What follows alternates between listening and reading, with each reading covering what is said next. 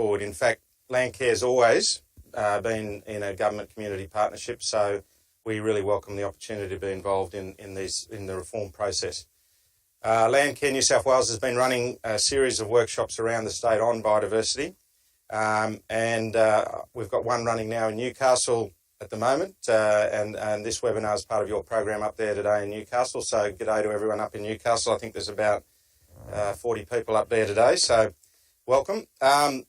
So I'm going along to as many of these forums as I can, and it's really inspiring to see the incredible work that Landcare is doing right across the state, helping increase biodiversity outcomes on their properties and in their communities. So this gives me great confidence that, of course, Landcare will continue to play a very important role as we try to change our relationship with the land so our natural assets are protected and managed for our future generations.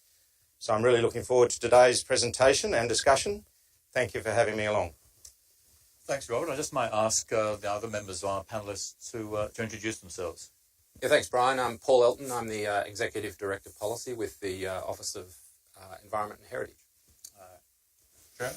Hi, I'm Jeremy Black. I'm the Director of Native Edge Information Science with the OEH Science Division. Thank you, Chris. Hi, Christian Holtz. I'm the Director of Biodiversity Reform with the Department of Primary Industries.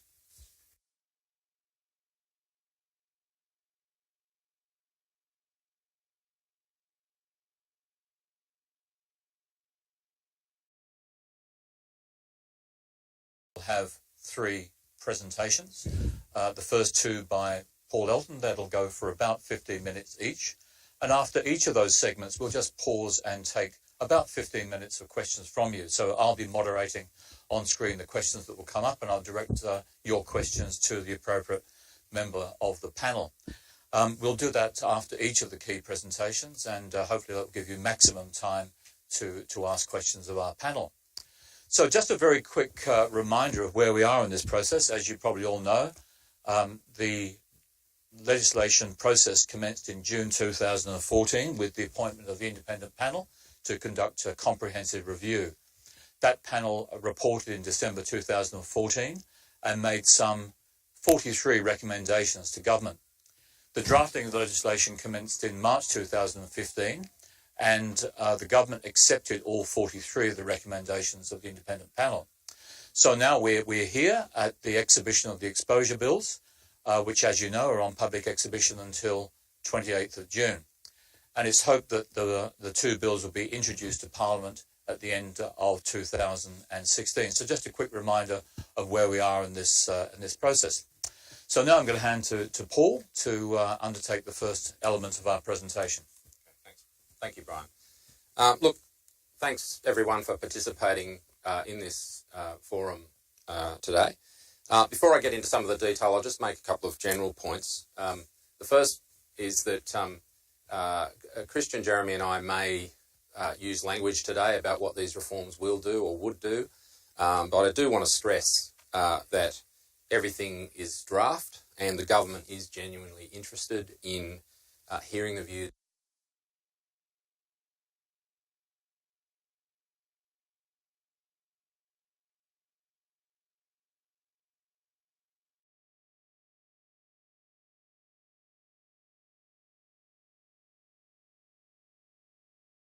Point I'd make is I'd ask you to not only scrutinise the individual elements that you may have a particular interest in, but also to consider the package as a whole. These reforms comprise new laws, new institutions, new money, and new policy settings.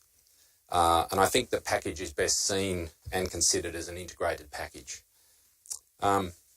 I'm just not sure. I'll just mention that we might have lost the screen. Oh, it's back. Good, we're back again. All right.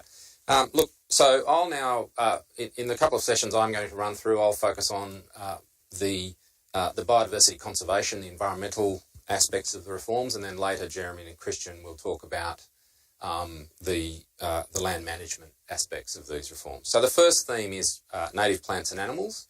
It's parts 2, 3 and 4 of the draft Biodiversity Conservation Bill that set up the legislative provisions for this theme.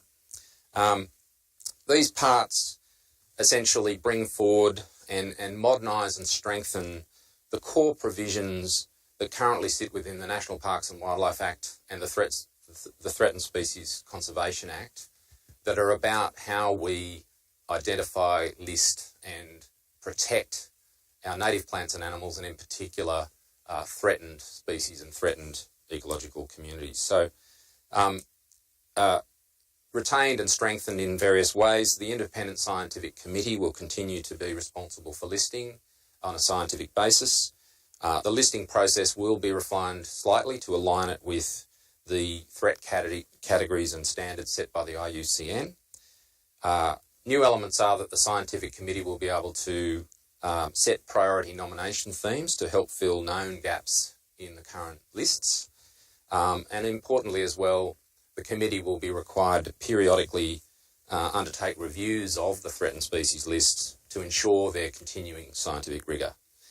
Part 2 of the draft bill also sets out offences and penalties for harming threatened entities or protected entities, and also sets out a range of defences. And then parts 11, 12 and 13 of the draft bill set out compliance and investigation powers and provisions for the commencement of criminal or civil proceedings. These offences and penalties provisions set up a strong compliance regime for the Act, consistent with some of the more contemporary approaches in other New South Wales law, for example, some of the EPA's legislation. So one of the major elements of the reforms goes to how we are looking to bring in a proposed new approach to managing, recovering and securing threatened species in the wild.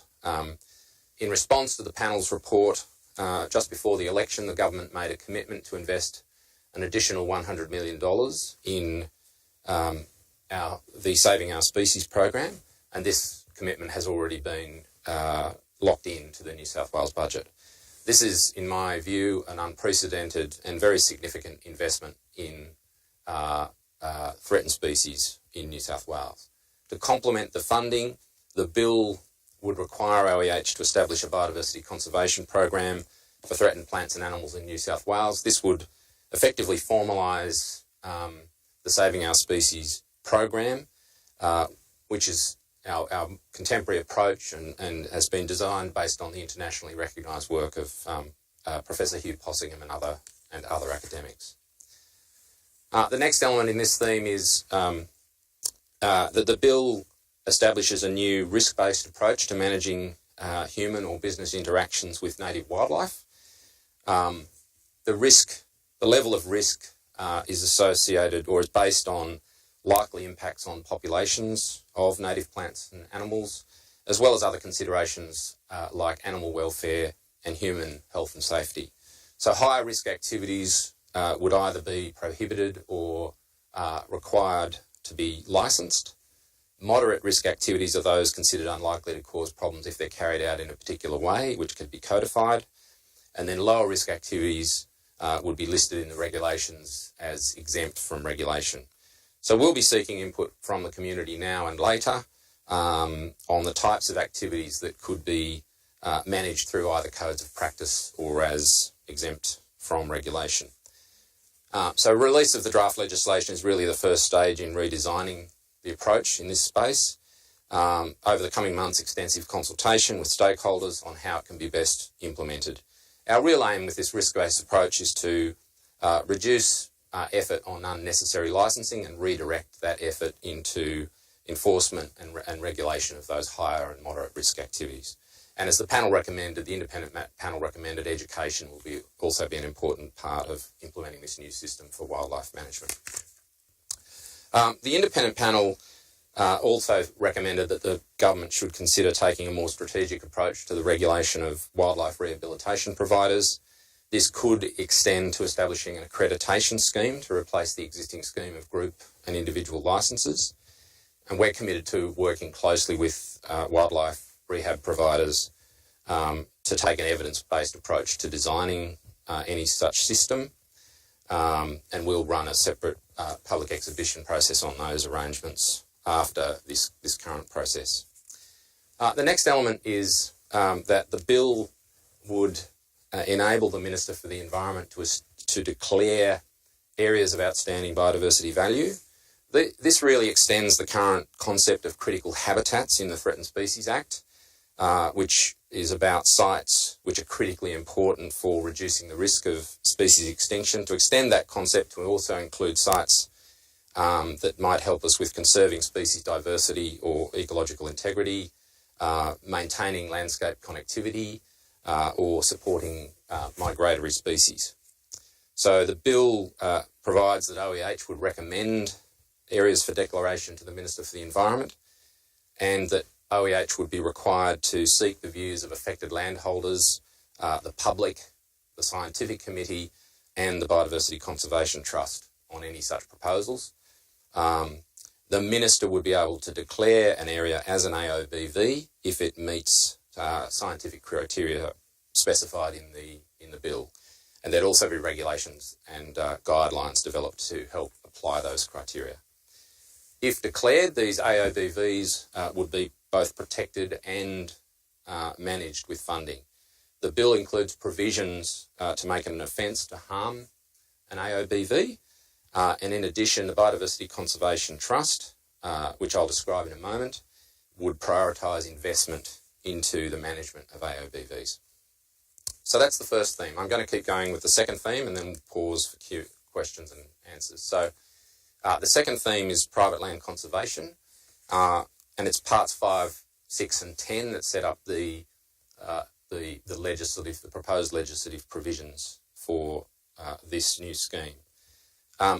When launching the reforms on the 3rd of May, the Deputy Premier, the Minister for the Environment and the Minister for Primary Industries announced that there would be an unprecedented investment in a new private land conservation program, $240 million over 5 years and then $70 million per annum thereafter.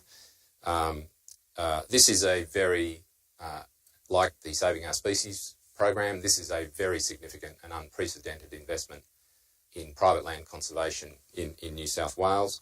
More than 70% of the state is privately owned or leased, and many unprotected or threatened ecosystems exist across that privately owned or privately held land. This investment will be managed by a new trust and guided by a priority investment strategy, both of which I'll describe in a moment. This money and this new program will be used to enter into either in perpetuity or term conservation agreements with willing landholders to build up and or protect and manage biodiversity values in a progressively expanding network of privately managed conservation areas. So the bill will establish a new Biodiversity Conservation Trust. The Trust will deliver 2 flagship elements of the reforms, this new private land conservation program that I'm describing now, as well as a key aspect of the biodiversity offset scheme, which I'll come to in the second session. The Trust will comprise a chair and board members appointed by the Minister for the Environment and a small staff to manage and deliver its programs. I envisage that it will work directly with landholders, but also, and importantly, particularly for this audience, we think that it will need to work with key partners such as Landcare, local land services, NGOs and others to ensure that it can engage effectively in establishing, engaging landholders in this program and the general success of this program. The Trust will be highly accountable to the Minister and also to the public through the Parliament in terms of both its financial and its biodiversity conservation functions and outcomes. The Trust will be guided by an investment strategy and will be required to prepare a business plan. Its core role will be to enter into conservation agreements with willing landholders through reverse auctions or, in some cases, direct negotiations. Its objective will be to establish a mix of core areas and corridors of protected and managed biodiversity.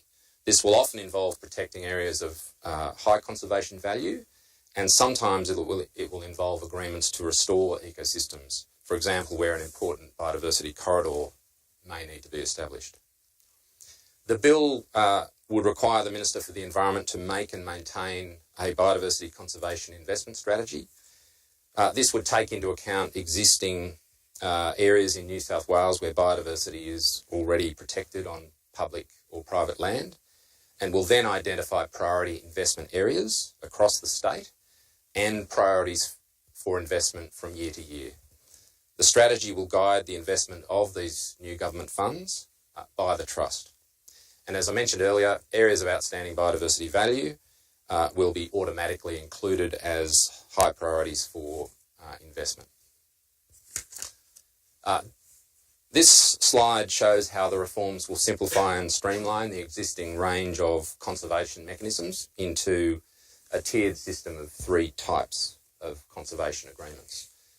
Tier 1 agreements will be used for biodiversity offset sites, and they will also be used by the Trust for the government's new private land conservation program in cases where significant ongoing management actions are required to build and maintain biodiversity.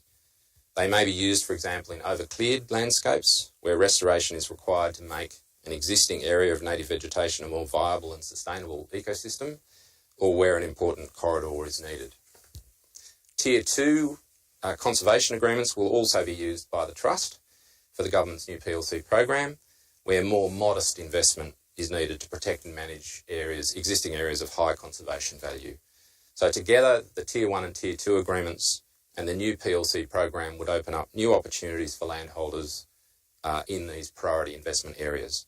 Landholders with significant biodiversity on their property will be able to consider bidding into auctions or direct negotiations and entering into agreements with the Trust to earn a return for investing in biodiversity conservation management actions.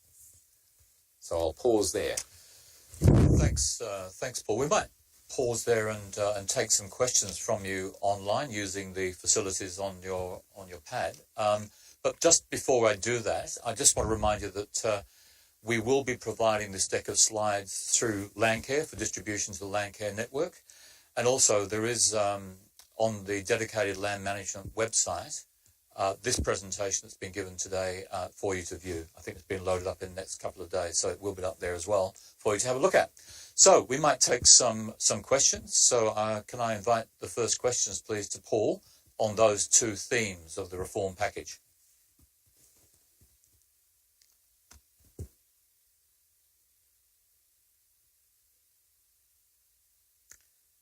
Just waiting for the first questions to come through. I'm sure Paul did a fantastic job, but I'm sure there are questions. Yeah, please do. Please do. Paul, you mentioned the priority investment strategy, and you mentioned also the biodiversity conservation investment strategy. Are they separate things or the same thing? Same thing. Same thing. Yeah. So that'll be developed by OEH, made by the Minister, and it'll attempt to show, well, it will show, areas across the state where we think that investment needs to flow, with that objective of trying to achieve a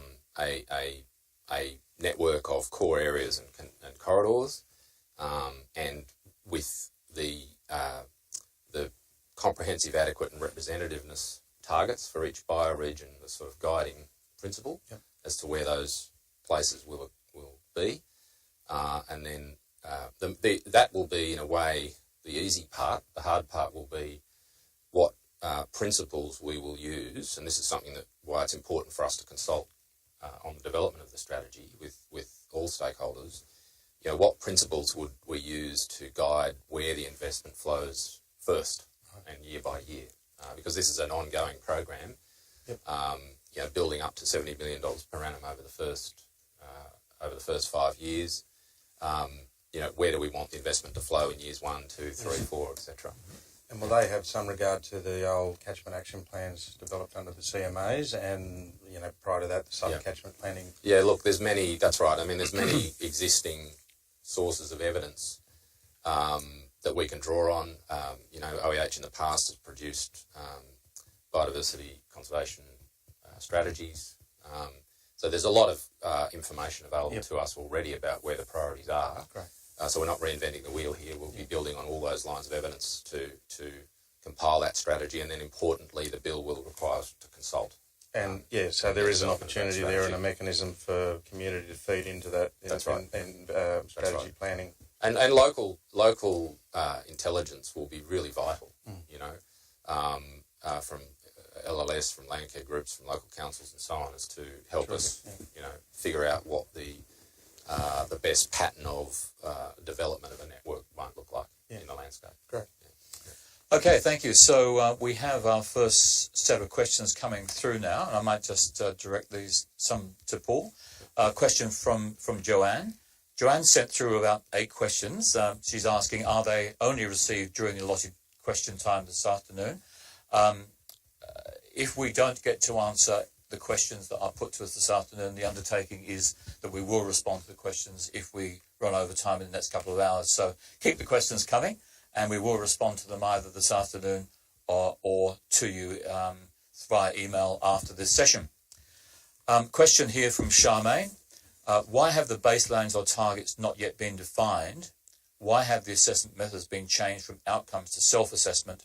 And what are offsets in relation to future use protection? A few elements to that question. So perhaps first, why have the baselines or targets not been defined?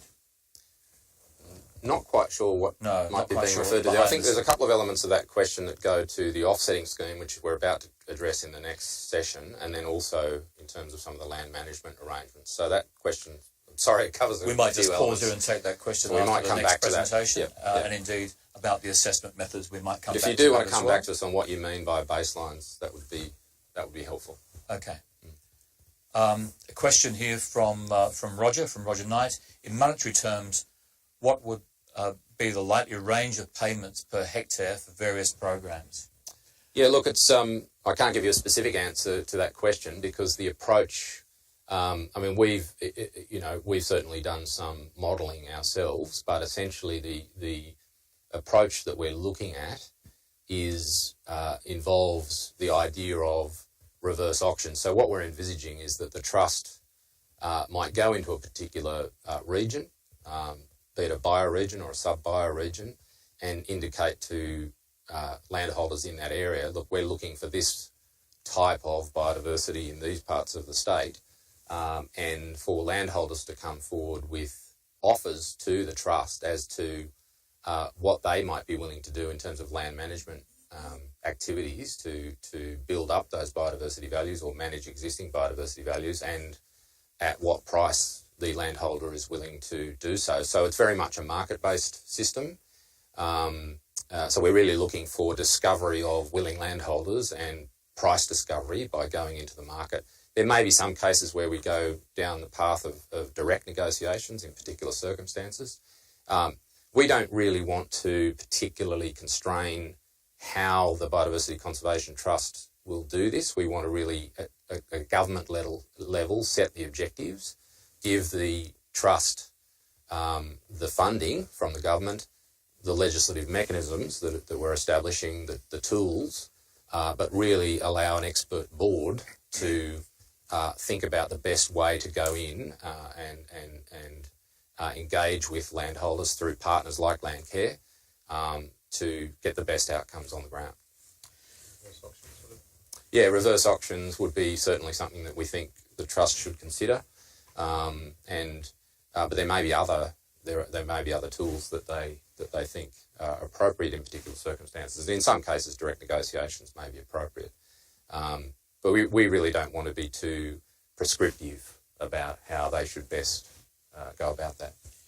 A question here from Nick in relation to ECCO or areas of outstanding biodiversity value, how these sites to be identified and preserved.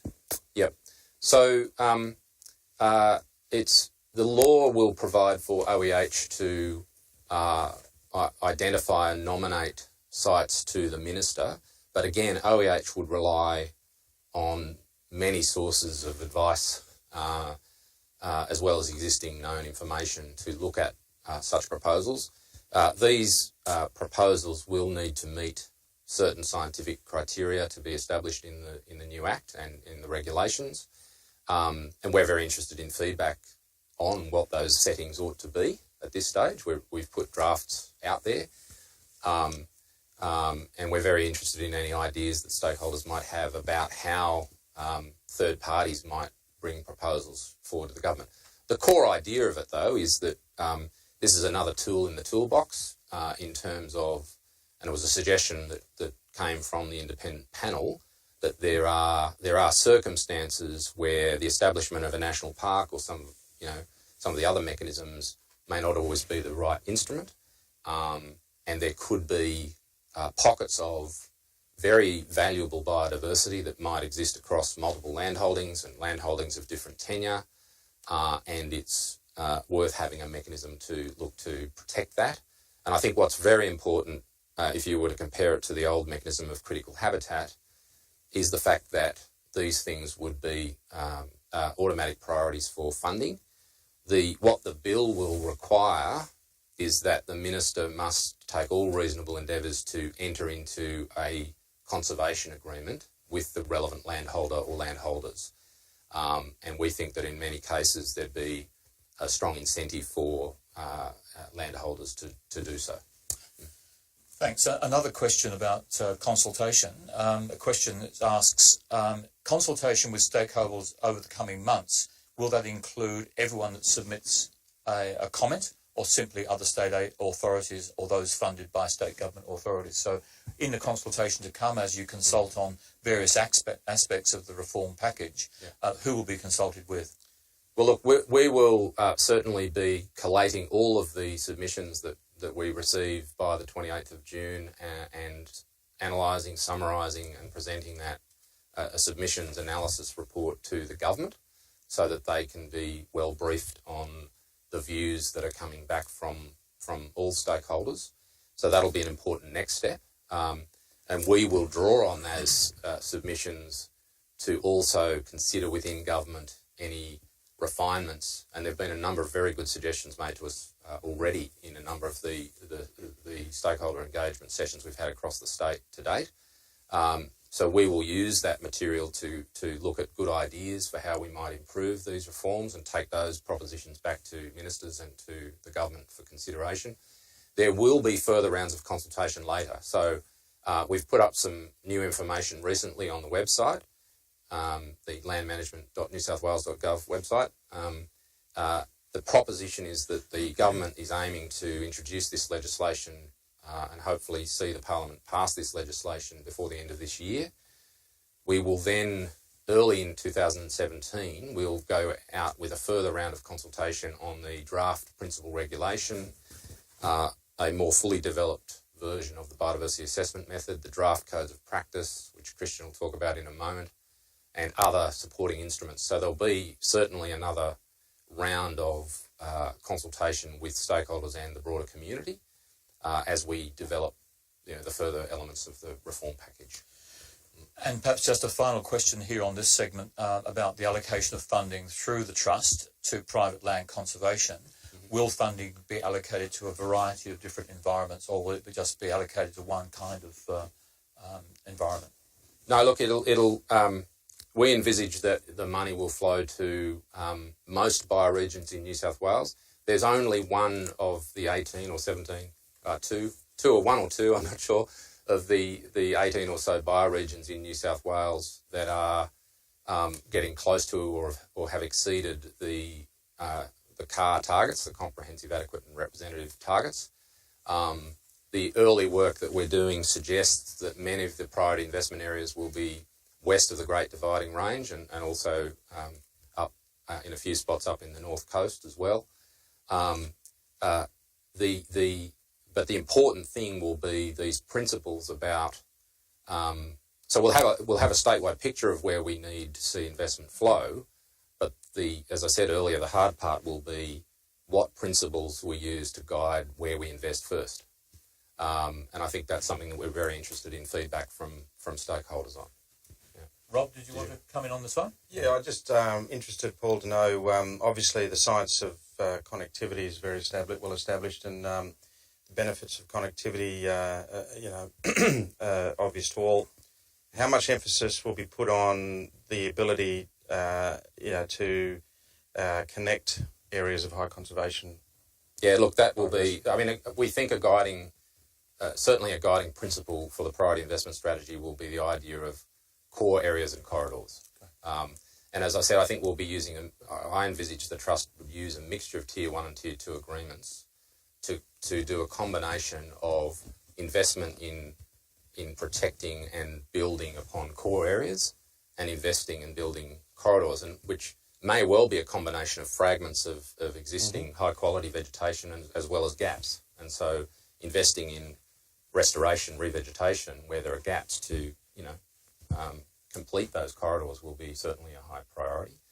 But there'll be a number of principles for us to think about as I say, to guide that year by year. How do we prioritise year by year? I might just take one more question, because there's a question about land care. Paul, you mentioned that this is a question from Dale in Holbrook, land care. You mentioned that the Biodiversity Conservation Trust will work with land care groups. How do you see that relationship working? What could land care's role be under the new reform package? Look, I think as much as it's a question for Rob, but I mean the discussions I've had with Rob and Lee and colleagues, I think there's potentially a couple of roles. There could be a broad role to be a key partner with the Trust in terms of, especially in the early years, but potentially ongoing, in terms of playing a role to extend the Trust's arm, if I can put it like that, to be a key player, and there may be other bodies as well, like local land services, but to be a potential key player in terms of that connection between the Trust and landholders. And I also think there could be a role there for interested local land care groups at the project scale to potentially play a role in partnering with landholders to put project proposals together and potentially bid into the process on behalf of so project enablers for and especially where you may have multiple landholders involved. So I think it's really a bit of an open question, and I've certainly been in discussions with Rob and Lee, for example, encouraging Landcare to think about how it might see itself participating in this. I mean, I think Landcare is a really good example of one of the better examples of a group that has that connection with landholders, and we really need to ensure that that there's good growing engagement from landholders in this scheme as it gets up and running. Yeah. And Rob might want to add something. Oh, look, I'd only add that we're very grateful that Paul has invited Landcare to engage with Office of Environment and Heritage to put together some, policy ideas around how it is that Landcare could be involved, and we're in the process of putting together some papers at the moment on how that may look in detail. And I'm also pleased to say that we've been working very well in conjunction with local land services under the Joint Management Committee that's been established. We've put together a working group to look at these things, so Landcare can, the government, can capitalise on 25 years of investment into the Landcare networks that are there and well established, and have a great track record in biodiversity conservation. So that's what this is all about, is trying to get the ideas, particularly from community, and feed those ideas up so Paul and I can engage at the policy level to try and work out how that might look. Thanks, Rob. We might ask Paul just to move to the next segment of his presentation, then again we'll pause and take other questions. Okay, Paul. Thanks, Brian. So this next section is introducing the proposed new New South Wales Biodiversity Offset Scheme. So this is really about, this part of the reforms is about how we'll manage biodiversity conservation in the context of the land use planning system, and particular the development assessment and approval system. So it's part 6 and 8 of the Biodiversity Conservation Bill that set up the legislative aspects of this. So the bill will establish a new legislated biodiversity offset scheme.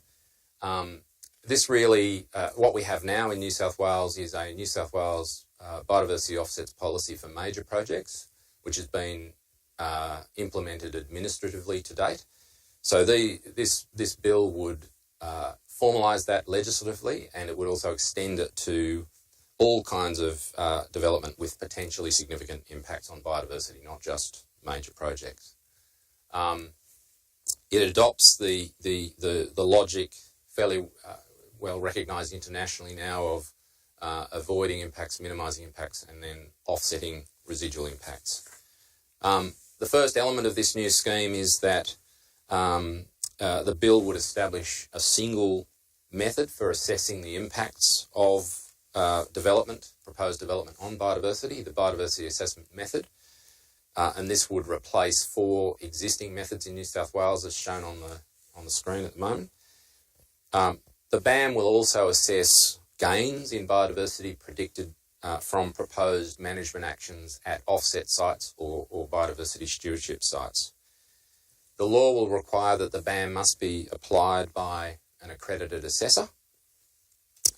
There'd be a web-based tool that assessors could use to input relevant information and data to help them complete a biodiversity assessment report. And there's a demonstration tool available online now to enable testing during the current consultation period. And the BAM itself, the method, has been released for early consultation as well. And there would be a more formal consultation and scientific peer review once the legislation's been passed by Parliament. And we are currently running user testing with ecological consultants and also technical workshops with local council staff across the state. So an assessor would use the BAM to assess biodiversity on a development site and calculate an offset requirement in credits for the biodiversity impacts of the proposed development. Proponents must first seek to avoid and minimise impacts on biodiversity and demonstrate how they've done so. And this might, for example, include considering the best footprint for the proposed development. On a stewardship or offset site, the assessor calculates in credits the gain in biodiversity predicted from the proposed land management on that site. And the results of these assessments are set out in a report, which is then submitted with the development application or the application for a stewardship agreement. The next element of this is the bill sets up a concept of serious and irreversible impacts. Criteria to define this will be set out in the regulations. The intent is to capture species and ecosystems that would be at a very high risk of extinction as a result of potential development. So the BAM and then the biodiversity assessment report would identify any potential serious and irreversible impacts that may be caused by a proposed development. I'll describe in a moment how the planning system would then deal with that. In the legislation, there's 3 types of biodiversity assessment report. There are reports for development sites, reports for offset or stewardship sites, and then there's also a type of report for biodiversity certification, which I'll explain in a moment. So the regulation will contain offset rules governing how a proponent can use each or any combination of these options to meet an offset obligation. In particular, the rules will set out how the biodiversity that is to be impacted needs to be matched to the biodiversity in the offset. Proposed rules have been released for consultation, and you'll find that in the submissions guide on ecologically sustainable development. We're proposing that the rules will require that biodiversity is matched on the basis of like for like or better as the default requirement. But if a like for like or better offset cannot be found, then variation rules would allow matching to a broader suite of biodiversity. For example, a related species or ecosystem that is equally or more threatened. And then funding of biodiversity conservation actions, sometimes known as supplementary measures, would generally only be allowed as a last resort, although there are cases where an action can be a better outcome for a species, and a good example of that is a species affected by disease. A better outcome than a land-based offset. The bill will also establish a biodiversity conservation fund, which will be administered by the trust. So this is the other role for the Biodiversity Conservation Trust. For the first time, proponents will have the option to make a payment into the fund to satisfy their offset obligation. Once a payment is made into the fund, the responsibility for securing the required offset transfers from the proponent to the trust. The rules of the offset scheme will apply to the trust, such as the like for like or better as the default requirement. The option to pay into the fund will make it easier for proponents to meet their offset obligations, but we think it will also support better conservation outcomes because the trust will be able to pool obligations and money to establish larger, better connected and more viable offset sites and more strategically selected offset sites. By working with landholders, the trust will stimulate supply in the New South Wales offsets market.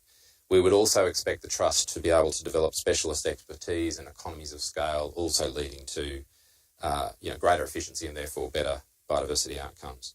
There'll also be a thing we're currently calling the offsets payment calculator, which will be a mechanism that the trust will use to convert an offset obligation expressed as a number and type of credit into a monetary amount that can be paid into the fund to discharge that obligation.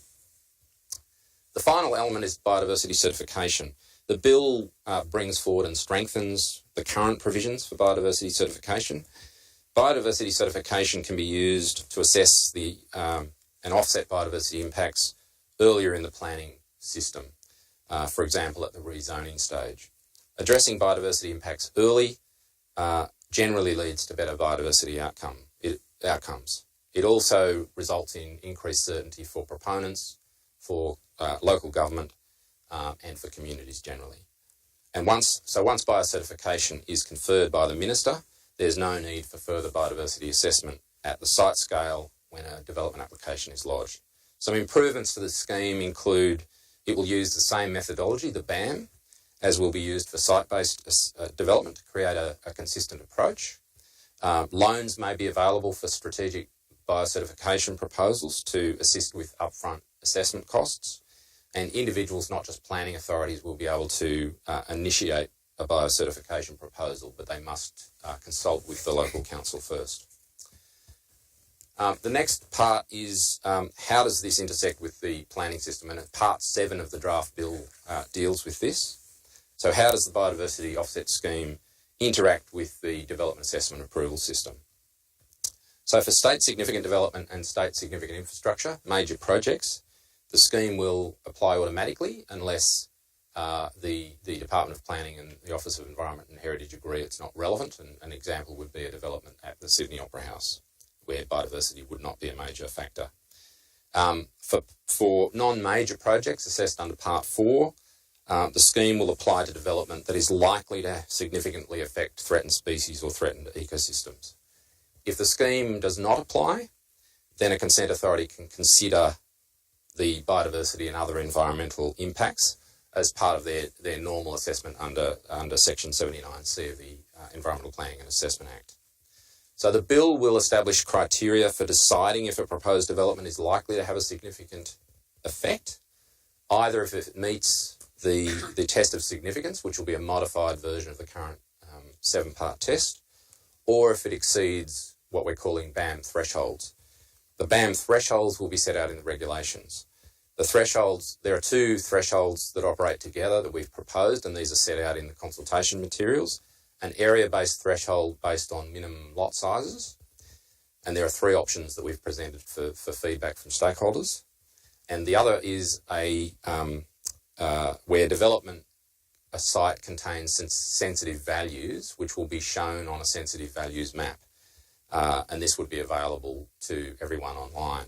And this sensitive values map would identify things like areas of outstanding biodiversity value, certain threatened species habitat, and certain sensitive ecosystems like littoral rainforest. And there's quite a long list of things in the consultation material of the sorts of things that would be captured on that map.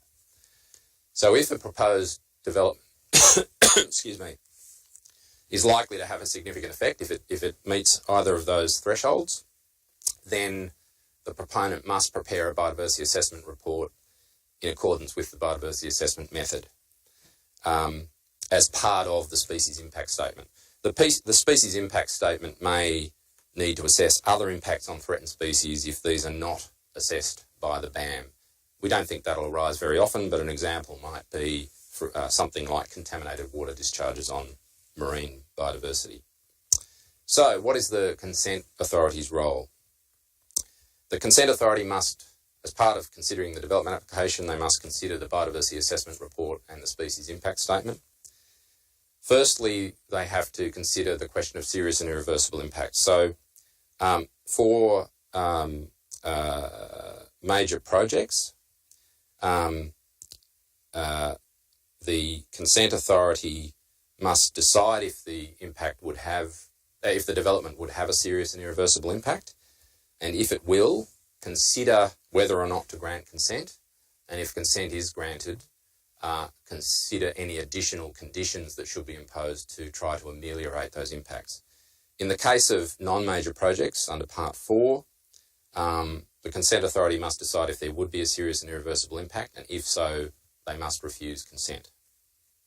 In practice, we don't think it would ever get to that stage. We think that, in fact, what would happen is that a proponent and their consultants would work together to try to avoid serious and irreversible impacts, redesign their project, and get it to a point where the assessment would say that there wouldn't be a serious and irreversible impact.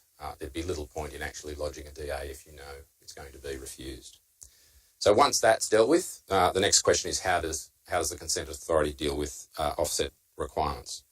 So if it's a non-major project, the consent authority must impose a condition to require the proponent to meet the offset obligations set out in the biodiversity assessment report. However, the consent authority can decide to reduce the offset requirement if, for example, they believe this is appropriate in light of the social or economic values, benefits of the proposed project. If the consent authority does reduce the offset obligation, they must publish their reasons.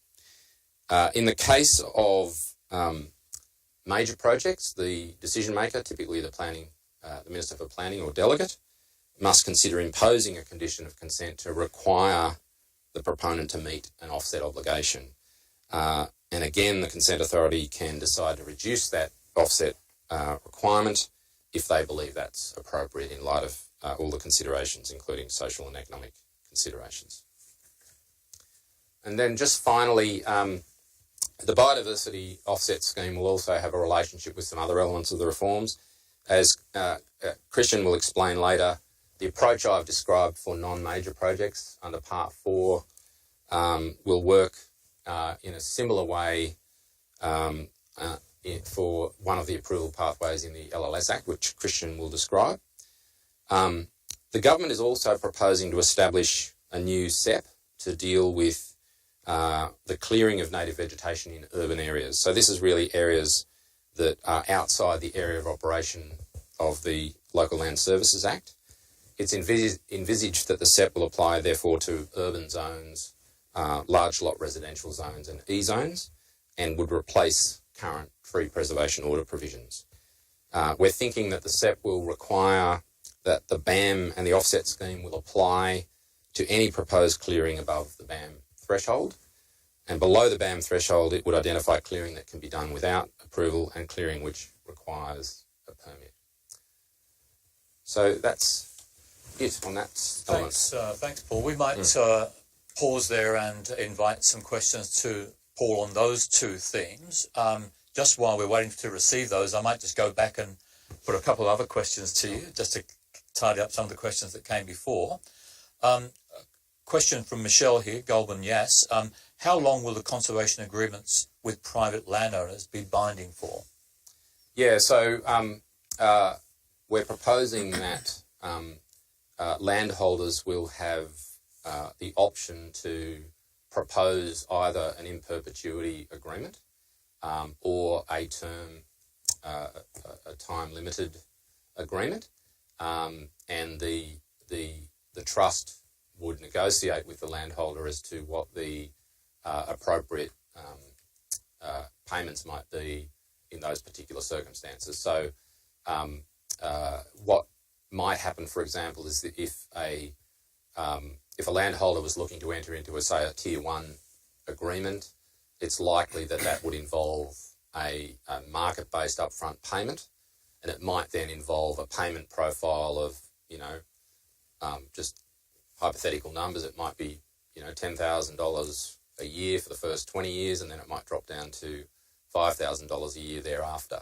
But that would be an in perpetuity arrangement. You might have a similar kind of funding profile, or just a flat funding profile if you're entering into agreement for, say, just 10 years. So again, there might be an upfront payment, and then annual payments for the term of the agreement. So the intent really is that the payments, everything else being equal in a particular bioregion, for example, the payments would be commensurate with the biodiversity values, the gains in biodiversity values that the proposed land management arrangements would deliver. Thanks. A question here from Jacinta. You mentioned provisions for littoral rainforest, SEP 26. How will SEP 14 wetlands be treated within the reform package? I think they're another example of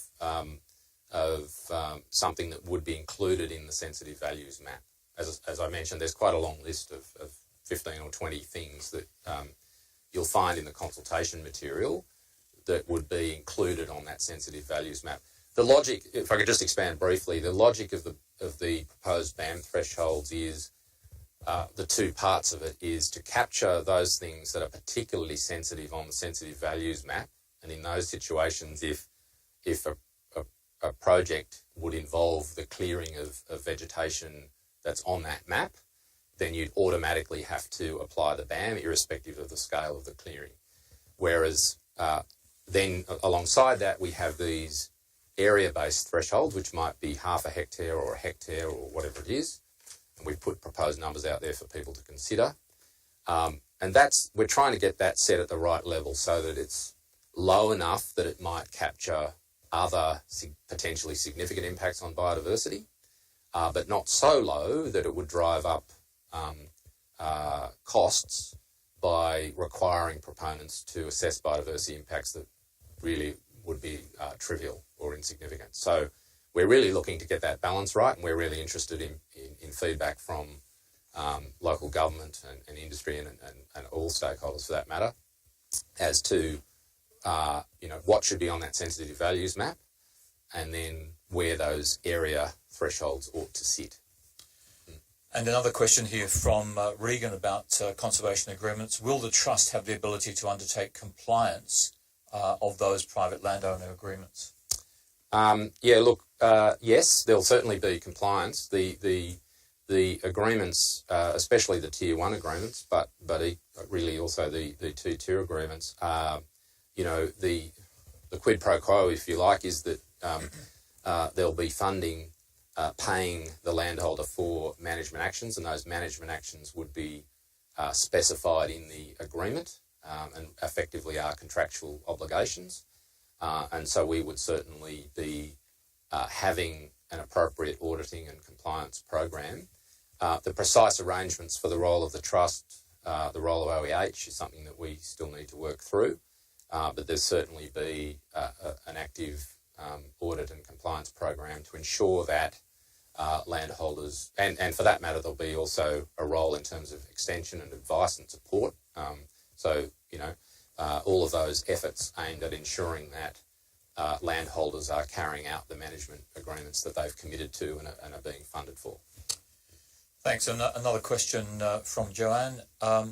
What provisions are there in the reforms to ensure that there is an adverse impact or serious or irreversible environmental damage? So what provisions? Yes. Yeah. Yes. So as I covered briefly, the important concept for that, I think, is that the bill will set up this notion of serious and irreversible impacts.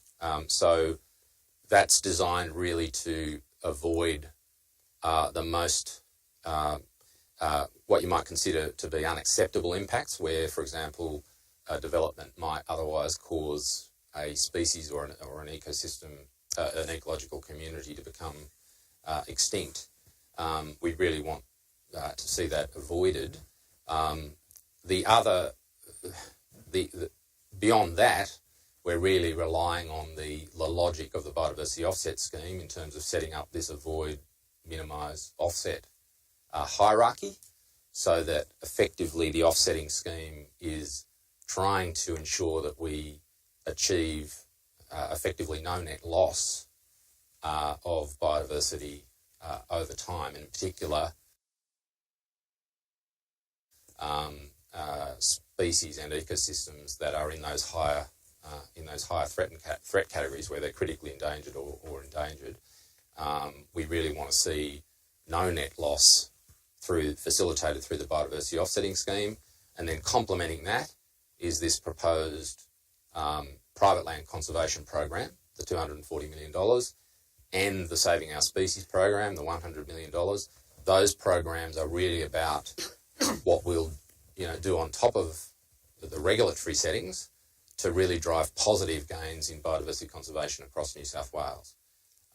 And those programs will be targeted at the most cost-effective measures, be it private land conservation or threatened species recovery and management programs, prioritised at those most threatened or underrepresented elements of biodiversity across the state.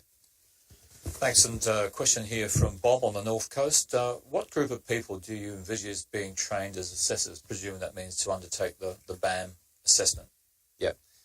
Look, there's already a starting point. We already have a range of individuals or companies who are accredited to apply the current New South Wales biobanking assessment method and some of the other assessment methods. So we would look to retrain and reaccredit those people as necessary. But we do expect to see this biodiversity offsetting scheme, to see a growing biodiversity offsetting market, and we therefore expect that we'll need to see more individuals and companies coming into the scheme as accredited consultants. It's really up to relevant individuals and companies to form a view as to have they got the skill set to participate and become accredited, to self-select. We're not going to be prescriptive about that, but people will need to satisfy certain training and accreditation requirements. Thank you. And Steve asks, what will be the cost of a biodiversity credit, and how will its monetary value be influenced? Yeah, look, there won't be any prescribed price set by the government. It really will be a market-based scheme. And so biodiversity credit prices will vary widely across the state. You can imagine in areas like Western Sydney, for example, where or other parts of the state where certain types of biodiversity have already been significantly impacted, and there may be fewer examples of remnant biodiversity in those sorts of regions, that those might well be more expensive offsets, whereas other regions in the state, offsets at a per credit rate might be relatively much cheaper. So we really are looking to set up a market-based system here, and to allow the market to determine price rather than there being any kind of price regulation imposed from government. And I might just take one or two more questions before we move to Jeremy's presentation. Jacinta asks, in the new system, will there be any consideration of Indigenous values? Yes, so the bill certainly looks to capture information about Indigenous knowledge and values in biodiversity. But I think the important thing to say is that OEH and the Office of Aboriginal Affairs are also working in parallel with this reform process focused on biodiversity conservation.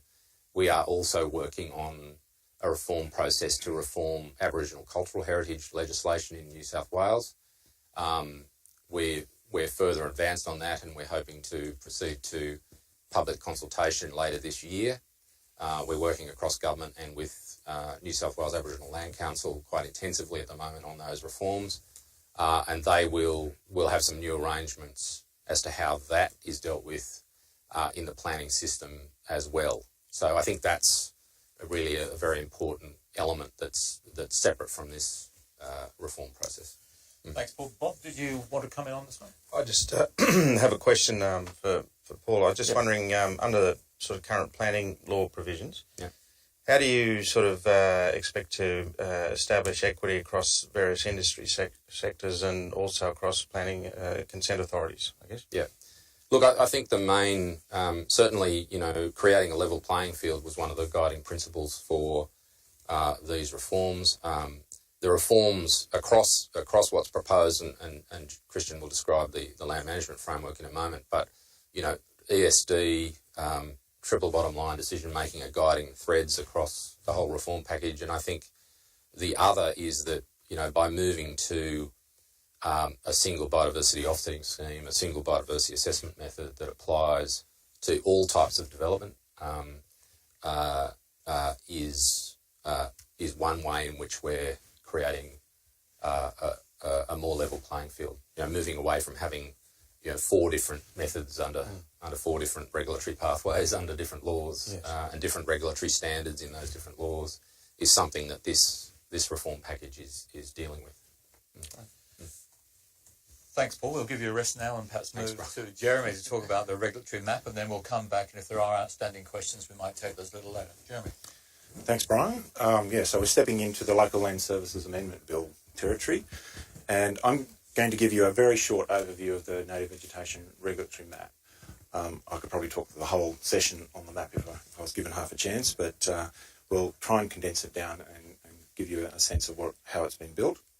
A bit like Paul was saying, it's worthwhile considering this as just part of the overall land management framework that Christian is certainly going to talk in more detail about, that goes beyond just the map.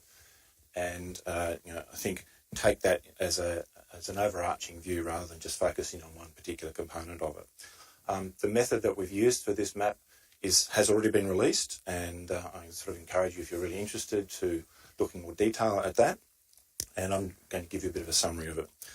The other thing to consider is, while it says it's a native vegetation regulatory map, it really isn't a decision-making point. It's a guide to landowners as to where or where they don't need to select a pathway for undertaking clearing. And Christian will talk in great detail about those pathways. So what does the map show? It's very much set out in the bill. There's provision criteria that are set out in section 60 of the bill. And the first thing is to understand where the bill actually doesn't apply. Where does the regulatory framework not apply under the Local Land Services Act? And that's what we were calling excluded land, and will be represented as a grey area on the map. And that's made up of 3 main components, one being the metropolitan councils around the Greater Metro Sydney area. A list of those were already in the current Native Vegetation Act, and these are carried across into the new Local Land Services Bill. The second part is particular LEP zones that would essentially take out non-rural land. So there would be commercial areas, urban areas, E-zones, large lot residential, those sorts of things. And then the other component of the excluded land is other areas like national parks, crown forest areas. The next category is category 1, exempt land, and it's represented as a blue area on the map. And that's effectively where clearing is not regulated under the Local Land Services Act. It's at the discretion of the landowner to make that choice. And essentially that's defined by was cleared at 1990, January 1, 1990, has been cleared since, and or may have regrown from those clearing events. The third category is yellow, category 2, regulated land, where the clearing of vegetation is actually regulated under the Part 5A of the Local Land Services Act. And again, these criteria are set out in section 60 of the bill. It also includes an extension to that called vulnerable regulated land, where clearing of non-native or dead vegetation is also managed. It's more about where it is, so if it's on very steep land over 18 degrees, or it's in the riparian zone within 20 metres of the bed or banks of the major stream. So those are the 3 sorts of things that you would see on a map. How we build that map really breaks down to 5 particular components, and I'll go through each one of these in turn. And you sort of start with that first 4 sets of key data areas to come up with a provisional categorisation, and then we have to apply some additional overrides coming from other particular mechanisms, which I'll explain in more detail. Each one of those components has its own lineage, its own data sets, and its own checks and balances within it. But when we all assemble those together again, there are some following up checks that might pick up some oddities from that intersection of different data sets. And we end up with a 2-category map. So, starting with the first one, contemporary land use. And land use is really picked on because it's going to show where native vegetation has been significantly changed. If it's now a wheat crop, it's clearly not going to have native vegetation and doesn't need to be regulated. How we come up with that first contemporary land use filter is imagery interpretation. So we have a set of very skilled image interpreters to use visual signatures in the most recent aerial imagery, and in some cases in the state where the recent aerial imagery isn't available, we would rely on high-resolution satellite imagery to look for those particular signatures. Now, if I show a few of them, these are the sorts of things that our interpreters look for. Man-made activities are often very linear, so it can be quite easy to pick them out of the landscape. And our mappers would map areas around each one of those contiguous types of land use and assign a code to it. And you might see some of the codes there. Those codes come from a national standard called ACLM, and it gives us some clear ways of defining those particular land use types. Some are quite obvious, as I said, the cropping areas where you can see cultivation patterns and headlands and see centre pivot agriculture, or areas where there's been irrigated pasture. Some of them are less obvious and more subtle, and the difference between a grazing area of native vegetation to a grazing of modified pastures can be quite difficult to discern just by looking at one piece of imagery. So we had to come up with a better way to look in more detail about that. And that's the second phase. So it's a second component is historic land use, and particularly ground cover disturbance. Ground cover was always a bit of a challenge for mapping because it is the most transient and volatile part of the vegetation cover. It tends to come and go a lot with seasons. We could do that by looking at lots and lots of imagery and going back through time, but that would take an awful long time and not within the scope of this reform. So we tried to come up with a much smarter way of finding where vegetation cover has changed and give us some indication of what sort of land uses have been going on since 1990. 1990 is a very critical date. It's more because of the amount of imagery data that we have. And we've had Landsat since late 1980s, so about 1988, and continuous from there. So that was the main reason 1990 was selected. So one of the ways we've done that long sequence of imagery data is to come up with something called the seasonal cover disturbance image. It's a completely new product, but it's built on a concept that is well used, fractional cover. It uses the entire archive of Landsat, so every single scene captured in New South Wales since 1988, and the Landsat satellite passes over a given point in New South Wales every 16 days. So you can imagine there's a very large number of images through 26 years. What we do is use the relative proportion of vegetation cover. This is fractional cover. It's greenness, it's and whether it's bare, and how does that change across seasons? So you might imagine a cropping sequence would go from a bare where you've cultivated through to an actively photosynthesising, highly green crop growing season, a part of the season, and then it would drop back into a non-photosynthesising phase. So we can see that and see how that changes across seasons and repeats through time. Again, we can see that as well with lower intensity land use as well. So it's a very innovative use of a long sequence imagery data set. So how do we use that?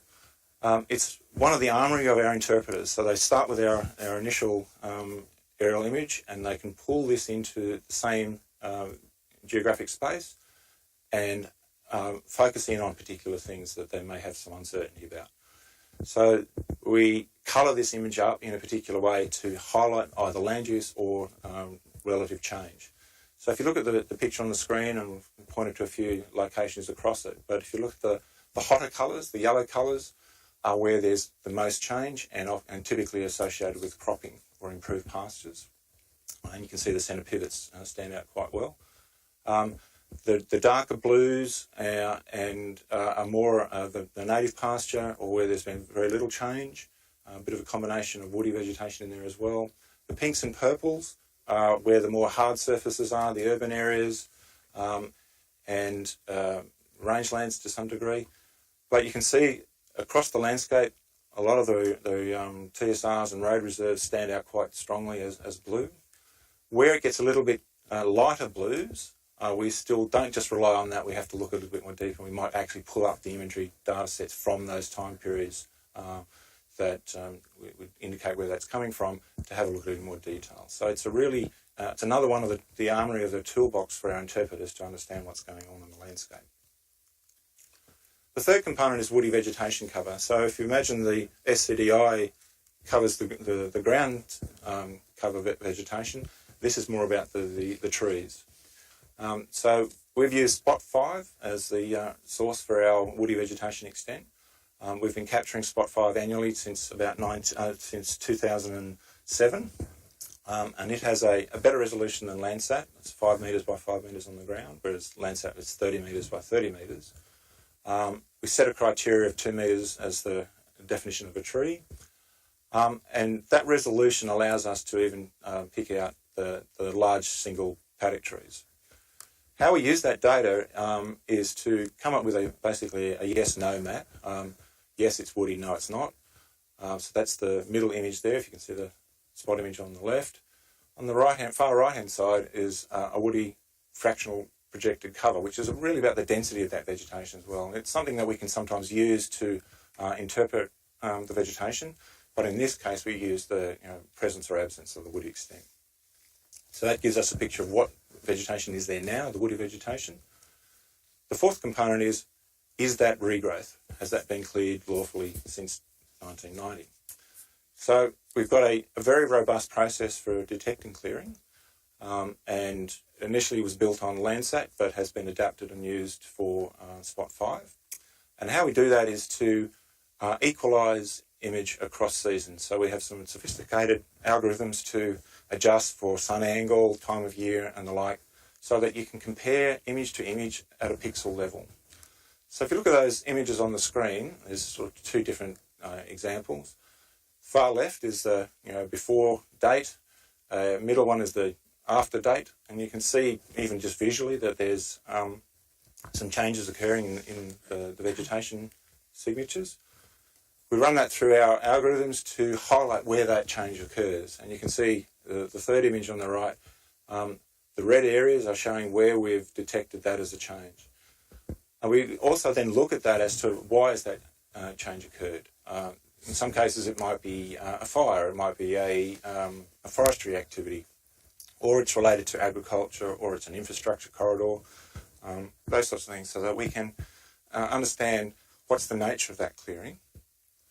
We also then can compare those locations to any locations of known approvals, so that we can confirm that it's been a lawful activity, and make sure that it is recognised and managed.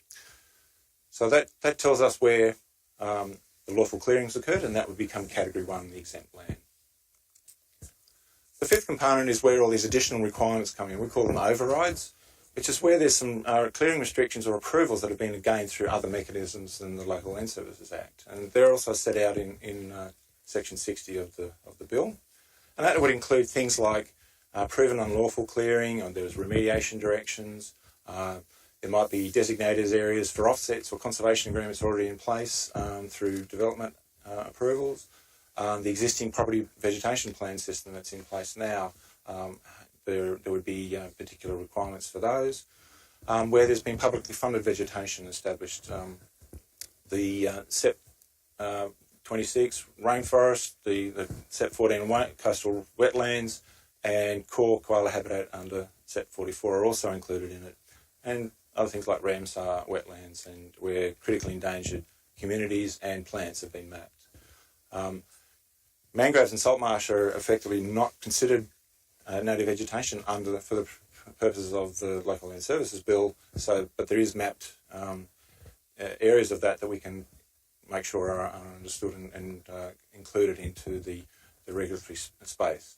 Biocertification that Paul mentioned before, again, there might be provisions within that we have to recognise. It really is a bit of a switch one way or the other according to those particular provisions as to whether it ends up in Category 1 or Category 2. So that's how we build that map together, and I'll hand over to Christian to talk about what happens when you have the map presented to you and what options you have from that point forward.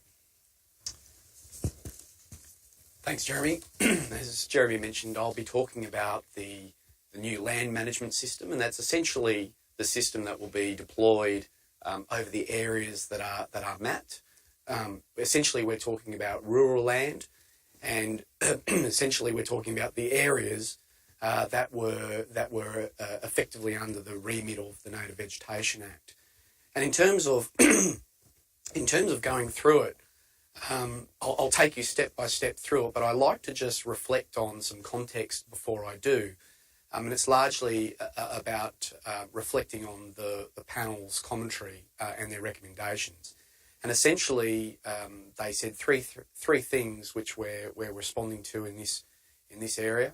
The first was that the biodiversity performance and objectives that we had, we were falling short in terms of hitting the mark, and that was a concern.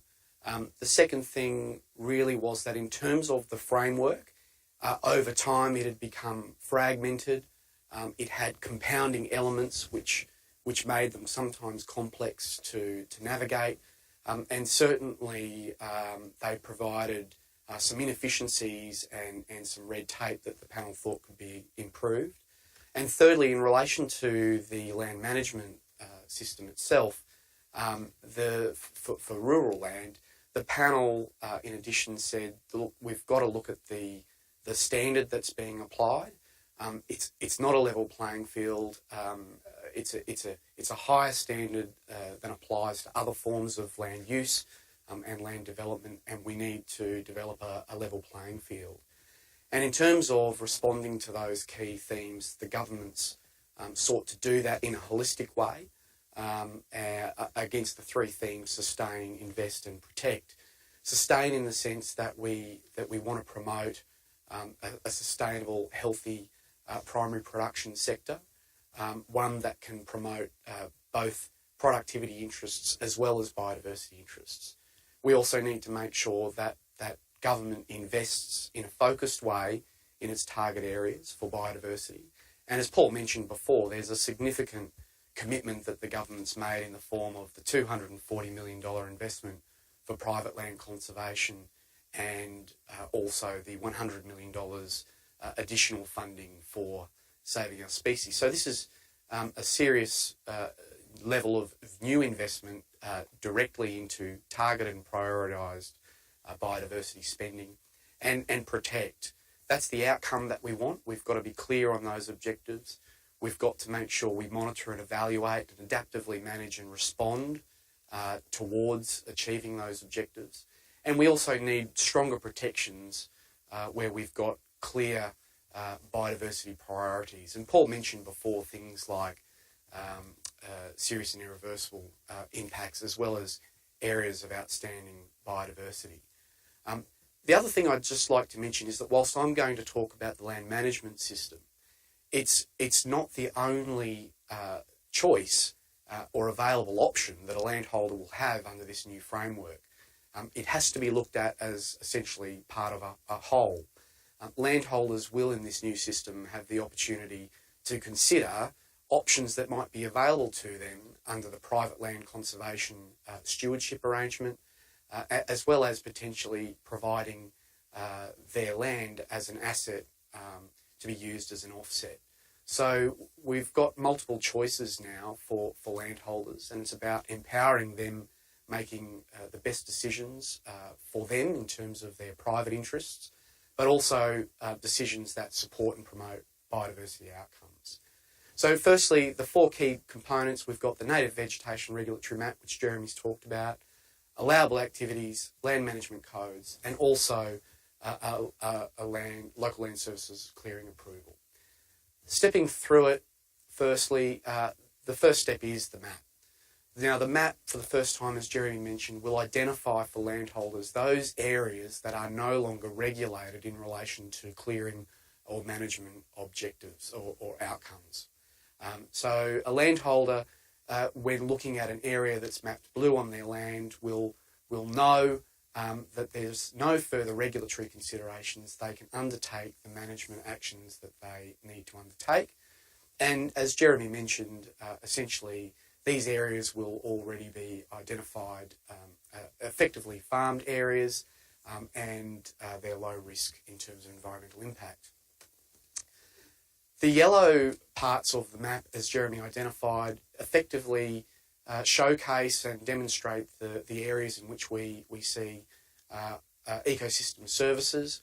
And the new system says, look, we need to ask some questions about the regulatory pathway that might be used in relation to the management options. Yellow is not red. It's really essentially about looking and exploring as to what regulatory options that might be available. And the LLS system, the next steps I'll step through, deal with that. The map will be available essentially through a website. The likely candidate at this stage is the e-planning portal. And also there will be an opportunity for landholders to review their map, including addressing the map in terms of long-standing active farming practices that go beyond 1990. There's an opportunity to address the map in that respect. So we've talked about the fact that blue land now is not regulated, but in terms of if we've got a yellow land issue and we're looking for a management option, that's when we start looking at the new options. And these options are risk responsive, and as we move through the management options, we are increasing in terms of environmental risk. So too are likely the production benefits, but so too are also the benefits that we ask in exchange back to biodiversity. But I'll explain those more. They're more particularly appropriate with respect to the codes. The allowable activities, for those of you that are familiar with the RAMAs, or the Routine Agricultural Management Activities under the current Native Vegetation Act, these are in some ways on par with those. They're the basic incidental land management activities that's necessary for land managers. We've got some general allowable activities, for instance, putting in place emergency management arrangements for fire breaks, for sustainable grazing, and also for non-commercial timber harvesting. We also have some new linear infrastructure and fixed point infrastructure allowable activities. These are essentially collapsed and broadened classes from the existing, and they allow basic management of those pieces of infrastructure. For instance, a road or a track, or a dam or a shed. And we now provide a single measure, which is, if you like, a ceiling measure, and we ask farmers to clear the minimum extent necessary, and also to avoid and minimise in clearing. But essentially, they are simple to use and remember, clearing upper extent limits. The next tool, and these are really the core tools to be used for land management, are the land management codes. And these are effectively flexible, scalable regulatory tools that allow efficient and productive use of the land. They increase in terms of the scale and extent of impact, and as that occurs, so too do the regulatory requirements and also the requirements that we ask of farmers in relation to promoting a biodiversity benefit. They are essentially code-based tools. They will be developed more akin to the style of codes in the planning system, and whilst they're self-accessible, they do have a notification requirement, and for the upper extent of the codes will have a certification requirement. Set-aside requirements will be required for codes that have that higher level impact, and the set-aside requirement is essentially a biodiversity benefit that will be an obligation of the landholder in relation to a certain part of their land, and I'll talk through some of those things in a moment. There are some controls and protections. For instance, EEC, or Endangered Ecological Community, can be the subject of the codes, but they do have additional loading requirements in terms of set-asides, as well as like-for-like requirements. The codes can't be used for critically endangered ecological communities. Stepping through the codes, we've got the very basic management codes. These are the low-risk, day-to-day type management of native vegetation management requirements. Thinning vegetation, managing invasive native species, and certainly harvesting vegetation for stock fodder, particularly in drought. These are liberalised, particularly in the sense that they will have controls now that will be more regional, and that's the base level of codes. There's a degree of familiarity there with the existing codes, but there'll be greater sort of more regional specificity, which will make them more regionally responsive.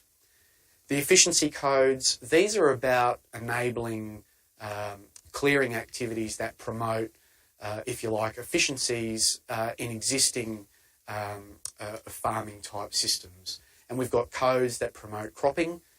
So these respond to paddock trees. The classic case is the paddock tree in the way of putting in centre pivot irrigation. We've got some controls there and some options. We've got a grazing code that can improve pasture cover and carrying capacity in certain circumstances. And we also enable system clearing, which is small areas such as islands or peninsulas to improve the overall system efficiency of a farming system. There is a rate cap. Landholders will be restricted to 2% of the yellow land in aggregate on their map. Once those efficiencies, if you've expended your cap, you might spill over and you may have an opportunity to consider the use of the equity code. The equity code essentially looks at the yellow on a landholder's property and provides them with an exchange, if you like, in terms of additional clearing that may be enabled, but it's always in exchange for an area that is to be managed by the landholder, set aside and managed for biodiversity. The set aside is in perpetuity and the obligation will run with the land. There is a rate cap, so it's essentially 25% of the maximum permitted clearing in any 3 years. So this code does provide additional flexibility to landholders, but it also comes as well with a quid pro quo, which is we want you to do something proactive in relation to biodiversity. And that's essentially moving an area managed for biodiversity towards benchmark over time. There's also a farm plan code, and this farm plan code allows the yellow land to be cleared in exchange for revegetating blue land. There are some controls there, and essentially a landholder won't be able to undertake clearing until they've demonstrated sufficient clearing to the satisfaction of LLS, who will then issue a certification before any clearing can be undertaken. So they're the codes largely at play. Now, there is an additional approval that may be obtained through local land services, and this is essentially a mirror of the process that Paul talked about in terms of development. So this mirrored process essentially applies to activities that are already permitted without consent, but the process is essentially the same. So it requires a biodiversity assessment application or the method to be applied. an application to be put forward to local land services who can consider granting of an approval. And once the offset obligation, either by supplying an offset or paying into the fund, that obligation is discharged, clearing can occur. So this will be used in circumstances where the codes can't provide the result the landholder's looking for because further clearing is required, or that a landholder is not in a position or does not want to undertake the set-aside obligation imposed on their land and the input costs that come with it. That's essentially the simplifying the land management system, the local land services legislative changes that are proposed. They are aimed at trying to promote both productivity and biodiversity, and they certainly try to position farmers as part of the solution. We need for them to be engaged actively in promoting both, a healthy production sector, but also we want the proactive stewardship of biodiversity. And that's essentially the Sustain, Invest, Protect proposals as they stand. Thanks, Christian. We will invite now questions. We've got about half an hour left together, so we can invite questions to Jeremy about the regulatory map or to Christian about the land management reforms. But I might just pick up on a couple of questions that were asked earlier while your questions are coming in. A question here from Eva. What will happen if like for like is not achieved, particularly for EEC and habitat for threatened species? Yes, thanks, Brian. So look, as I touched on briefly, we've put out draft or a description of draft offset rules for consultation, and these rules will do things like define what a like-for-like offset means, and there'll be various rules as to how a proponent or the trust on behalf of a proponent, the steps that they need to go through to seek to procure a like-for-like offset as the default requirement, and only after certain procedural steps have been taken, if it's demonstrated that a like-for-like offset cannot be found, then there are proposed variation rules that would allow matching of an offset obligation to a broader suite of biodiversity, and this might include, for example, a related species, and again, the draft rules would set what that means, and the variation rules might prescribe, for example, that it has to be of a similar or higher threat status than the biodiversity that's being impacted. So there's some of the ideas that we've put out there, and again, there are procedural requirements. If you cannot subsequently find an appropriate offset using the variation rules, then there are steps that can be gone through to then go to the next option, which is to use a biodiversity conservation action. So all of those draft proposals are out there, and descriptions of proposed approaches and definitions and so on, and that's something that we're very interested in feedback from interested stakeholders. Thanks, Paul. A question here from Anya, I think, to Jeremy. Can you confirm the maps will be provided directly to each landowner regarding their own properties, showing the grey, blue and yellow zones? Right. Probably Christian sort of touched on it before, that it's a single map layer for all of New South Wales and delivered through an online portal such as the e-planning portal. So how a landowner would get to that is it would have like navigation tools. If you imagine you've been using Google Map and you might type in your location, it could involve like your property address, it might be your lot and a DP from your rate notice to navigate you to that particular part of the map. And it's displayed as a switchable layer to turn it on and off. You might even be able to make it transparent so that you can see that over the top of an aerial photo or satellite image. The important thing to say is that map is also maintained each year, and Christian sort of touched on the map review process. So typically what would happen is a landowner might say, well, you've missed a clearing event that happened in 1992. That request would come through probably through the local land services office first of all, and they might be able to answer that question. If it's a bit more involved, it might come to OEH, for example, to look more deeply at the imagery around that time to confirm that clearing, yes, happened for whatever reason we missed it, and then the map can be adjusted. Thanks, and perhaps I could just follow that up by asking when will the maps be provided, and will there be a review period for landowners and councils and other people to make comments on the maps before they're actually switched on and used? Sure. I mean, it's still all subject to the bill going through and Cabinet agreeing to when that happens, but the intention is that early in the new year, early in 2017, that the maps would be released, the whole state map, and a period of about 6 months where the maps can be investigated, landowners can seek reviews before the full instruments are turned on. So all of the land management codes are not enforced by that stage. Thanks. And this is another question from Joanne, who's been prolific this afternoon. How will the ephemeral wetlands be treated within the regulatory map? And will the map actually consider these from year to year? Because these are obviously very important for breeding birds and the like. Sure. I'll just add one other thing too. A lot of people are thinking that review period might end after 6 months. It's an ongoing thing, so any time in the future you can still have that same option for review. As far as the wetlands are quite interesting actually. It was one of the things that that SCDI that I mentioned.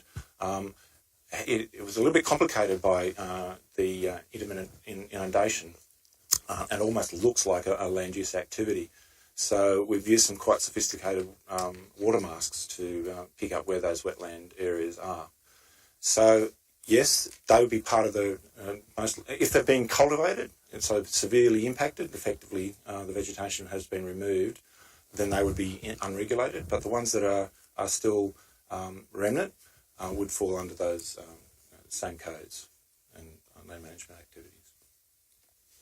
Thanks. A couple of questions here about the status of paddock trees. Is it possible in the regulatory map for them to be identified? Paddock trees? Yes. As long as they're big enough that we could see it on a 5 by 5 metre area. So very small, thin, tall, pencil-like trees would be difficult to see individually. But the ones with a significant canopy, yes, we'd be able to pick those up. So is there a danger that the important paddock trees might be removed, and will that be regulated? I might throw that to Chris. Sure. Look, paddock trees, certainly there are controls that are liberalised. We do expect at a site scale there to be some clearing of paddock trees. And that's part of changing the standard. It's certainly facilitated. It's dealt with within the context of largely the efficiency code, which is capped to its use of 2%, and also they may also be addressed as through the use of the equity code. So look, that's one of, if you like, the parts of the package that would reflect upon promoting, productivity in terms of agriculture, but it needs to be looked at in terms of the broader context. For instance, in terms of some of the obligations that you move towards in the equity code, which includes active management of areas on farm, and also looking at a broader landscape-based approach. And considering also the supplementation of investment that will occur through the private land conservation investments. Thanks. A question here from Eva from the Hunter Councils. How will protection of threatened communities be ensured under these new land management codes? Sure. Look, the protection essentially arises in two respects. The first is that certainly in relation to the equity code, ecologically endangered communities need to be identified. Now, where they're proposed to be impacted by a clearing event, that impacts the set-aside obligation by increasing it by 50%. So, for instance, if the set-aside ratio was 1 unit of cleared to 4 units of set aside.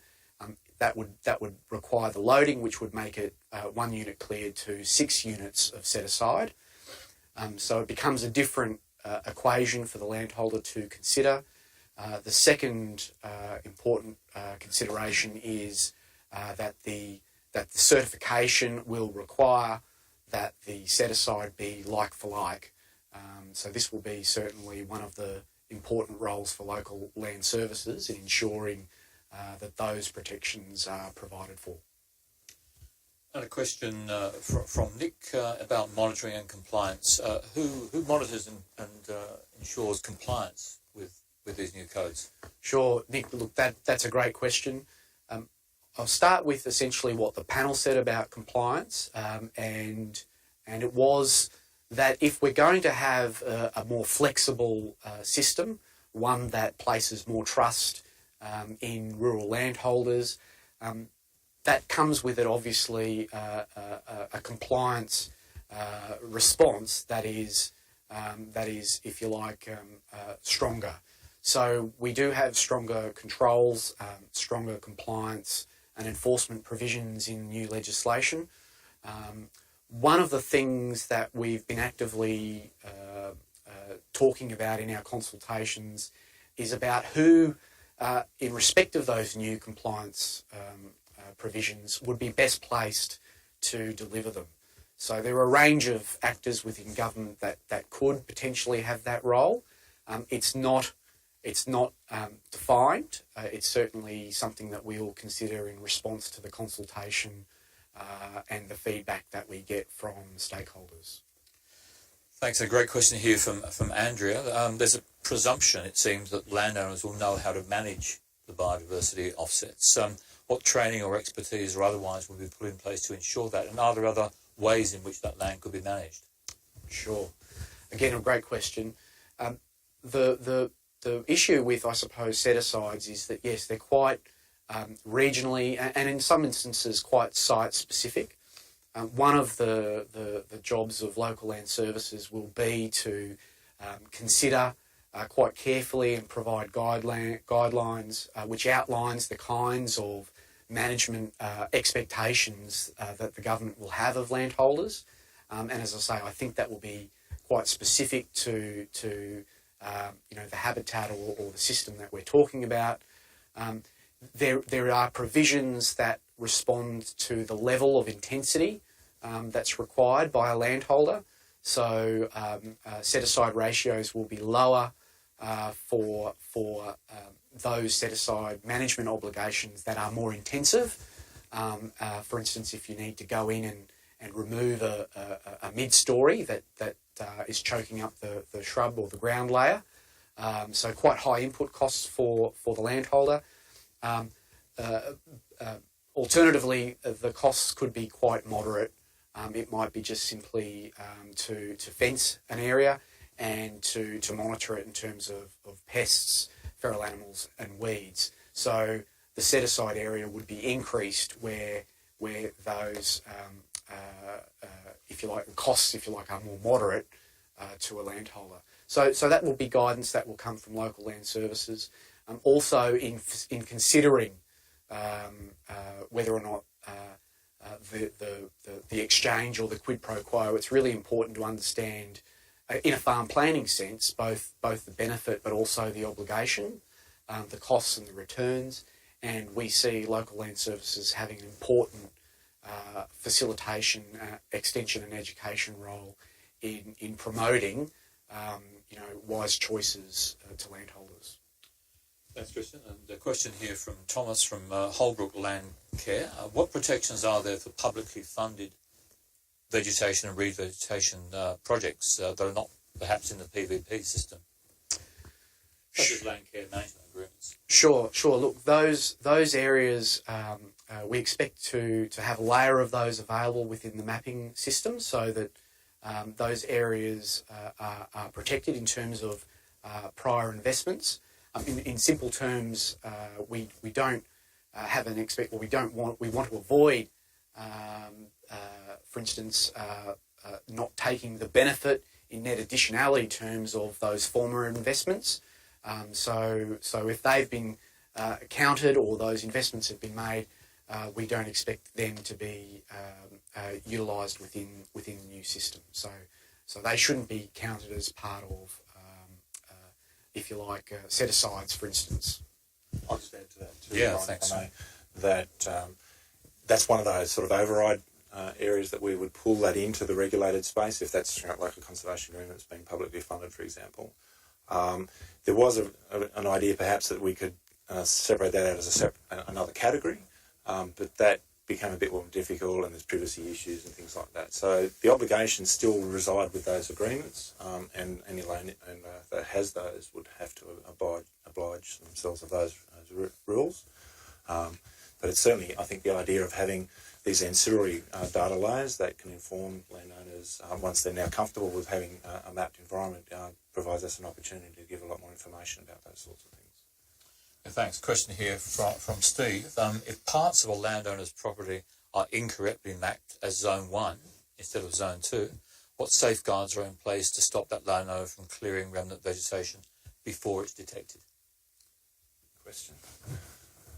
We're actually pretty confident that there wouldn't be that case. I mean, we're erring on the side of caution and probably putting, where there's any doubt, we'll put it into Category 2 because there is that provision for a review.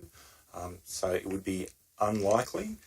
I guess it's that initial review period as an opportunity for those sorts of things to be picked up. We're also very careful about trying to check these things. So we might have a strong internal process. So, for example, one mapper reviews another mapper's work. We're also looking at some of our regional people who have local knowledge to have that sort of final filter before the map's finalised. So we've put some quite good checks and balances in there, so hopefully it's those ones, the ones that we'll be worried about the most, I would suspect. Yeah. Thanks. And a related question here from Eva from the Hunter Councils. Will the vegetation regulatory map be overlaid with other fine scale mapping or relatively reliable mapping from a local scale? So, for example, if a council has undertaken very detailed survey work, how can that be brought into the regulatory map? Yeah, as long as it sort of fits the criteria. If it's a data layer that relates to the criteria that are already set out in the bill, and it might be a more refined data set, but we're not mapping different types of vegetation per se. For example, that a council might have a LiDAR-based wetland extent. That might be something that would be useful, and it's one of the criteria that's already set out in the bill. But if it's different vegetation type mapping, it really doesn't add to it. It's simply part of its either remnant or its regrowth. Yeah. I'd probably just like to add to that in terms of, that mapping, it's essentially a data layer, and we would expect that landholders over time and hopefully with some of our development work and extension work we'll do with local land services, I can foresee a scenario where landholders will overlay those maps with a range of biodiversity-related information available to them as map layers, in addition to those that might relate to production, to really make fully informed, very considered management choices in quite a sophisticated way.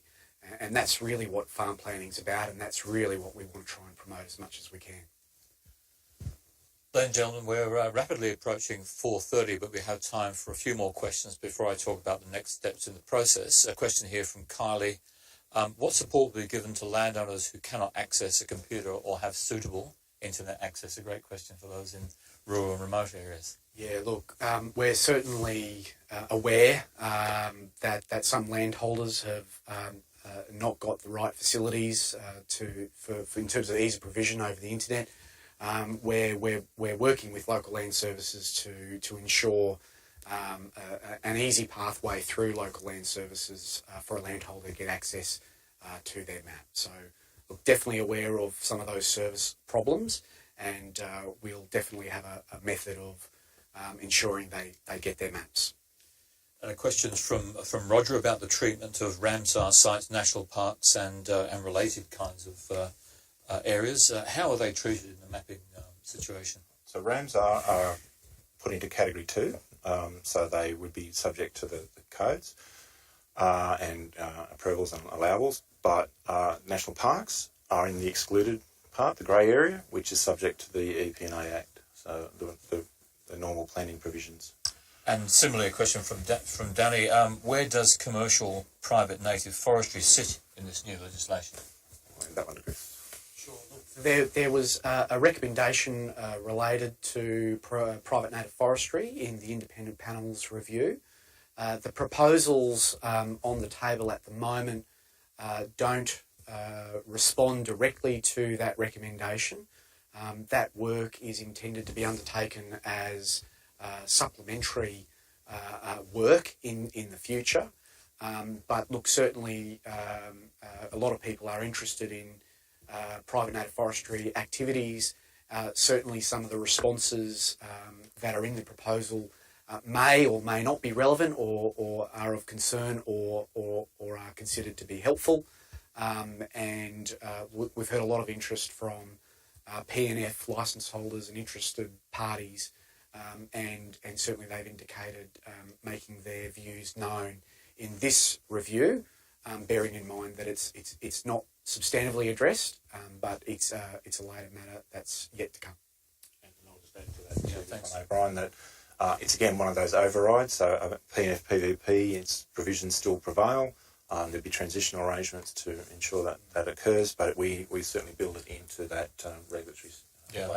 I might just quickly add that in terms of the regulatory response for P&F, essentially the current code of practice will be retained and will continue to apply until the further work is done in relation to responding to the panel's recommendations. So, just staying with you, Christian, if I could, question from Paula. Does the landowner get to choose between the land management codes or the LLS biodiversity assessment when seeking to clear pre-1990 native vegetation in the yellow zones? Yes, is the short answer. Landholders can choose one of the clearing management options that might be available within the LLS framework. They're not necessarily, if you like, a tiered cascade. Landholders could potentially, for reasons that they consider appropriate, move straight into an LLS clearing proposal. Landholders have suggested they're interested in that system because they don't want to, if you like, place effectively a caveat on large parts of their property. They'd like to reserve those for future farming opportunities or for future generations. And that's an example where you might just go straight into an LLS clearing approval where you can acquit the impact by engaging the offset system. We're rapidly running out of time, but I would like to ask a couple of these other quick questions from Bev. Will the allowable 2% be 2% from the original map or from revisions of the map?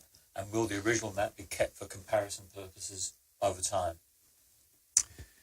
So 2% and essentially also the rate cap will respond to the map as it's issued or as it's issued subsequent a review. So that's the intent on how that would work. We will be able to monitor that because we will have, if you like, notifications that relate to proposed clearing. So, and I might just then defer to Jeremy in terms of the versions of the maps. Yeah, the mechanics of changes are time-stamped. So we, in the back end, we maintain a lineage of why anything is either Category 1 or Category 2 or excluded for that matter. So at any point, if any of that changes, there might be a clearing approval that removes a yellow down to a blue. We timestamp that. So you can effectively roll that back to any time period is the intention. There's quite a lot of complications around that, but that's certainly the intention of what we would do with maintaining change. And time for a last question here. Some paddock trees contain Aboriginal scar marks. Are they going to be mapped or included in the process in some way? Look, I think at this stage it's probably asking Jeremy a bit too much, but We certainly do understand that we've got certain obligations. There are other Act requirements, particularly in relation to Aboriginal cultural heritage, and one of LLS's roles, as is currently the case, is to make sure those sensitivities, those obligations are made clear to landholders. We would expect that to continue. And I might just bring Paul into that. Yeah, look, I'll just add to what Christian said. I referenced earlier that in parallel with this, we are also advancing reforms to the Aboriginal cultural heritage legislation. And part of those reforms is looking at options such as allowing the Aboriginal community to map Aboriginal cultural heritage values, and then for those, I won't go into the detail, but for those to form part of the regulatory arrangements in terms of how Aboriginal cultural heritage is dealt with in approval systems as well. So we would look to those mechanisms to deal with the example that was cited. One thing I might add too, Brian, is that while we might not have information down to a particular tree, it might be flagged against the whole of the lot. So to elevate it up so that it's almost like a flag for either landowner or LLS to look for that information rather than just not have anything. So you can have some level of protection about that cultural artefact, as well as make sure that it's looked for. That's one way of doing it. So, ladies and gentlemen, we're out of time this afternoon, but I just wanted to remind you that this material is on public exhibition until the 28th of June. I hope this afternoon's session has been helpful to you in preparing you to make submissions. All this material is up on the website, www.landmanagement.newsouthwales.gov.au. Thank you to our panellists for being with us this afternoon, and thank you, ladies and gentlemen, for joining us.